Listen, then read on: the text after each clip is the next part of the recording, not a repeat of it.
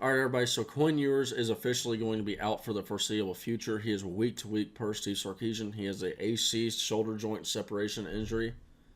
Typically, this with the throwing shoulder for quarterbacks, this typically will be about 2 to 4 weeks for the grade 2 shoulder separation. So in the meantime, we're going to be having Maalik Murphy step up as the quarterback, QB1 in his absence. And in today's video, what I'm going to be discussing is I'm going to go over what I've seen in Maalik Murphy so far. Now, granted, it's a very small, limited sample size, so we'll just have to go off what we've seen. And then two, I'll give you all a bunch of scenarios at the end of the video. I'll give a great, good, and bad scenario for Maalik Murphy. And ultimately, this is something that this is my little rant right here.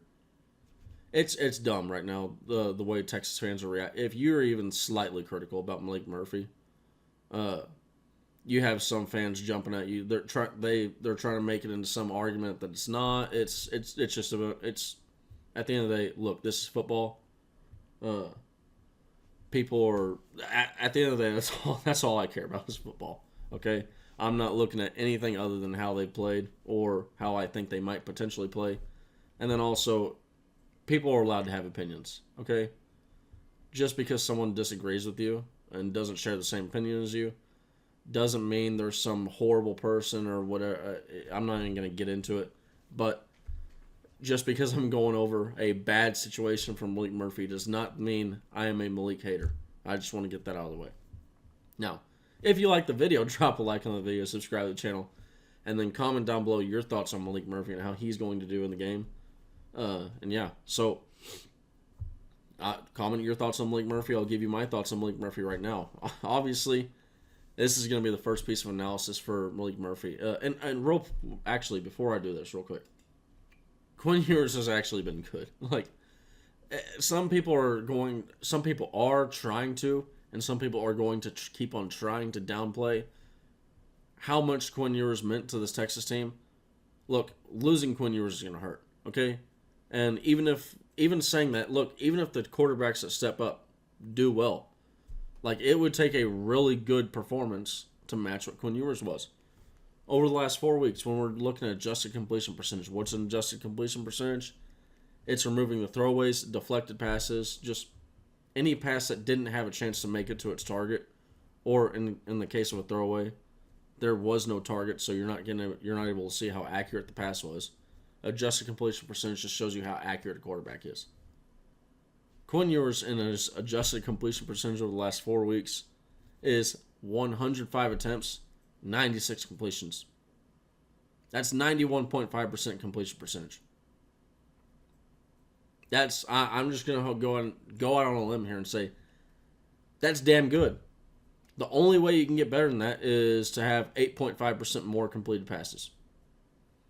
And in that case, we're talking about 9 passes. So, is what it is. We're going to be missing Quinn Ewers. Now, that being said, going into my thoughts on Maalik Murphy, man, Maalik Murphy, obviously, like I said, everybody's going to start with this. What a cannon. Dude's got an arm. Dude can make every single throw on the field. He's not necessarily a runner. That's something that a lot of people are just automatically going to look at him and they're going to say, oh my God, that dude can run. He's big. He's hard to bring down, but he's not like a natural runner or anything like that. He's not a guy that is going to sit there and take off. He's also a guy that will want to pass the ball. Now, that being said, you will see him take off every now and then. I mean, you saw it in the spring game. He took off in that game. Spring game that nobody's going to touch the quarterback either, so you can't really take much away from that. But at the end of the day, he is a pass-first quarterback that I'm not like. He's not a guy that I think is going to go be a world beater in the run game.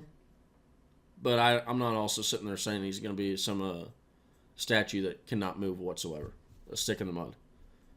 Now, the number one thing that I've seen from Maalik Murphy, or the thing that I've kind of felt almost an aura from him, is confidence. He's not afraid to push the ball downfield early on. He's confident. He believes in his arm, but also I think it's a mentality thing too. I think he's just confident in his preparation. And I don't know if it's preparation, but like for me, where Quinn Ewers, he's been accurate, right? A lot of people have been, harping on he check down Charlie over here, right? Well, I think some of that is Quinn Ewers is he doesn't want to like. It's not he's not trusting his arm. It's he doesn't want to make the wrong decision, right? And he doesn't want to force the ball into something where it shouldn't be going. And I feel like Maalik Murphy, you're not going to see that. And what I mean by that is, like, I think there's a level of fear with Quinn Ewers. He fears throwing the incompletion. I don't think you're going to see that from Maalik Murphy. Now, I'm not sitting here saying Maalik Murphy's going to go out there and gung-ho throw interception. That's not what I'm saying. If you think that, you're misconstruing my words. But at the end of the day, Maalik Murphy, extremely talented arm, like I said, can make every single throw on the field. One thing that I think is going to help is like a guy like Worthy. When we're talking about the perimeter screens, that ball gets there quick. It gets there fast. And that's going to be something that, maybe that extra half second that the ball gets there, maybe that allows Worthy to get a one-on-one, and maybe that's the difference between Worthy scoring or not. Who knows? That's one small thing that I'm looking for. So, yeah, when you talk about Maalik Murphy, ultimate arm talent, I think he's got the confidence. I think he's got the leadership. This is also a guy that you can tell he's got the team support. You can usually tell when the team supports. And look, everybody's going to come out and support their quarterback. Nobody's going to sit there and say, Adonai Mitchell's not going to come out and say, hey, this guy sucks. He can't complete a pass that's worth a damn in practice. No, he's not going to do that. But it does feel real. The support that he's get, it feels real. But we're ultimately going to see when they step on the field, because when they step on the field, that's when you know. Think back to when Sam Ellinger came in for Shane Buechele. You saw not only the offense play with more juice, but the defense was playing with more juice. And I'm not saying they're going to come out and play with more juice than they did with Quinn Ewers. That will be something to watch if they do. That'll be noteworthy. But at the end of the day, I think it's just, do they have juice with Maalik on the field? I'm not necessarily paying for more or less juice, but paying attention for that. But I just want to see, are they motivated out there when he's on the field? And I think that is going to be the case. Now, so going into those scenarios I talked about with Maalik Murphy, we'll start out with the great one, okay? And I would say we'll start out in order of most likely to least likely, but it's kind of flip-flopped. I do think that this is a potentially likely scenario where we see Maalik Murphy come out and just play like with his hair on fire. And because ultimately this feels like a chance for Maalik Murphy to stake his claim as a potential starting quarterback. But first off, he's, at the very least, if he goes out there and has a great game and he decides to stay at Texas, okay? I know there's going to be a whole lot of debate on this stuff, and this is a whole other can of worms that we're going to have to open up in a few weeks and really see what the end of the season is looking like and who's coming back. But say he has a great game, okay? And this is a potential chance for him to stake his claim to maybe, go into a 50-50 job. He's competing with Arch Manning for the job next year. Maybe this just gets him that 55% lead. Maybe that gets him the 5% lead over Arch Manning. Who knows? Maybe this gets another legit D1 school, like an Ohio State level school, to be calling and saying, hey, we want you on our campus. We want you now. Please transfer over here. So this does have the audition tryout feel for Maalik Murphy. Like this is a shot. And maybe it's a shot to be the starting quarterback the rest of the way for Texas. this is a can of worms that I'm opening up here, but if Maalik Murphy does really well, like I'm talking like Heisman level well, like if we had this dude for a full season, he's won the Heisman. That's how good I'm talking about him playing. If he does that, at the very least, we're able to make it to where Quinn, hey, we don't need you back until you are 100% because we got a dude here. Now, if he's playing above what Quinn Ewers was at, and like such a glaring level, do we see Quinn Ewers the rest of the year? I don't know. That's going to be something that's going to be something to watch because there's an interesting dynamic with Quinn Ewers having been the starting quarterback all the way through. And it's the fact that this is going to be a key thing for another point that I have on if he plays bad. Texas still has everything to play for in the season. It's not like we're a 2-loss, 3-loss team where the cultural playoff and the national championship is out of sight, out of mind. That's still on the table. Going to the conference championship is still on the table, 100%.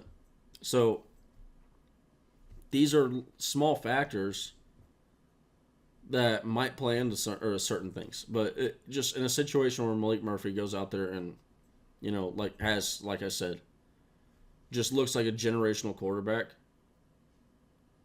Man, I don't know. I'm of the opinion if a dude's legit, dude's legit. You got to. It is what it is. Put the best 11 on the field. And maybe we haven't found out that Maalik Murphy is one of the best 11 to be put on the field. That's a potential scenario. Now, the most likely scenario I think is Maalik Murphy does well enough in Quinn Ewers' absence that we're not going to rush Quinn Ewers back, right? But when Quinn Ewers is healthy, he's back in the game. He's back in the starting spot, back in his job. And ultimately, because the reason why I think that this is the most likely scenario, because I think what's going to happen is I think Maalik Murphy is going to come out on fire. Okay? I think Maalik Murphy is going to play with his hair on fire. I think he's going to be doing amazing to start. And I think as you see that confidence build up, you're going to start to see him throw into smaller windows. And maybe one or two of these throws gets picked off. And I just, look, at the end of the day, I just think that there's going to be a learning curve for Maalik Murphy that you see with, most quarterbacks end up having to have this happen. It's pretty rare that you have a quarterback that it's like day one, their first start in college, they're it. There usually is a little bit of a learning curve. So I'm predicting that we're going to see that learning curve happen. But at the end of the day, I think Maalik Murphy is going to be one heck of a quarterback for Texas in Quinn Ewers' absence, and he's going to do enough to keep Texas winning. Now, obviously the scenario that no one wants to talk about, but I mean, if you talk about it, you're labeled as a hater. Trust me, I'm not a Maalik Murphy hater. Does that look like a Maalik Murphy hater right there? I don't know. You tell me. But what if Maalik Murphy plays bad? Like, just bad. Bad. I'm talking bad. Right? And when I'm talking bad, I'm not talking worst you can think of, because worst you can think of, obviously Arch Manning's going to go in. Okay, look, if Maalik Murphy starts the game off with 3 picks, he's over 3 picks. What do you think is going to happen? If he's already splitting reps near 50-50. It is what it is. Now,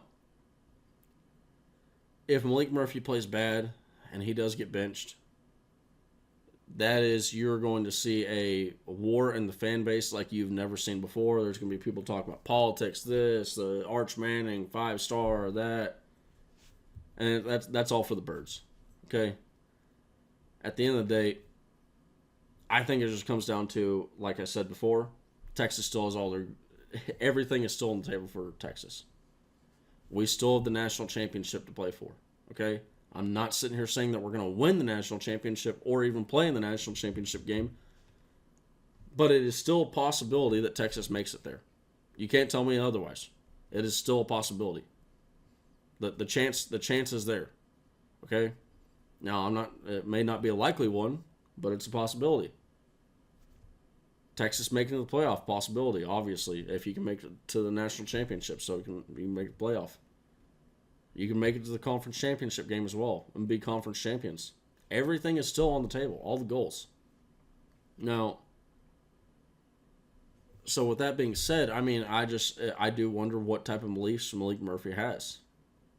Because if he's going out there, I mean, and ultimately this feels like with the Steve Sarkisian, he either has to do, like to see Arch Manning come in the game, Maalik Murphy would have to do really, really bad early on, or Maalik Murphy would have to do really bad, and the opposing team would have to do really bad.